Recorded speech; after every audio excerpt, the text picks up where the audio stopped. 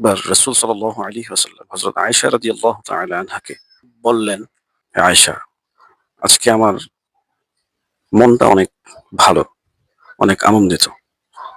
আজকে তুমি যা চাইবা তোমাকে তাই দেওয়া হবে।" তখন হযরত আয়েশা রাদিয়াল্লাহু তাআলা আনহা একটু সময় চেয়ে নিলেন যে, "আল্লাহর রাসূল আমাকে একটু সময় দেন।"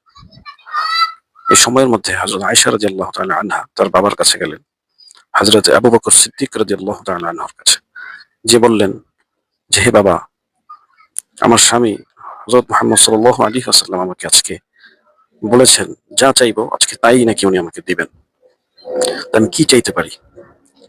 হযরত আবু বকর সিদ্দিক রাদিয়াল্লাহু তাআলা আনহু তখন হযরত আয়েশা রাদিয়াল্লাহু তাআলা আনহাকে বললেন যে, "তুমি হুজুর সাল্লাল্লাহু আলাইহি ওয়াসাল্লামের কাছে তার মিরাজের এমন একটি ঘটনা জানতে চাইবা, যে ঘটনা তিনি কারো সাথে শেয়ার করেন নাই।"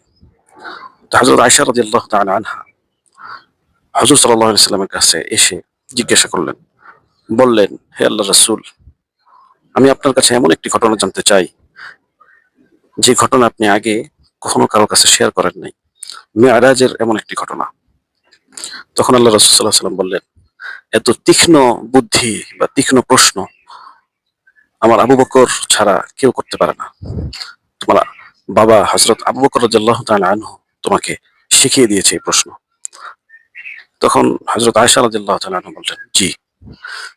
তখন আল্লাহ রাসূল সাল্লাল্লাহু আলাইহি ওয়াসাল্লাম বললেন, "মিরাজের রাত্রিতে আল্লাহ রাব্বুল আলামিন আমাকে বলেন, যে ব্যক্তি একজন মন ভাঙা, হৃদয় ভাঙা ব্যক্তির হৃদয়কে জোড়া লাগিয়ে দিবে, তার অন্তরকে খুশি করে দিবে, আমি তাকে বিনা হিসাবে জান্নাত নসিব করব।"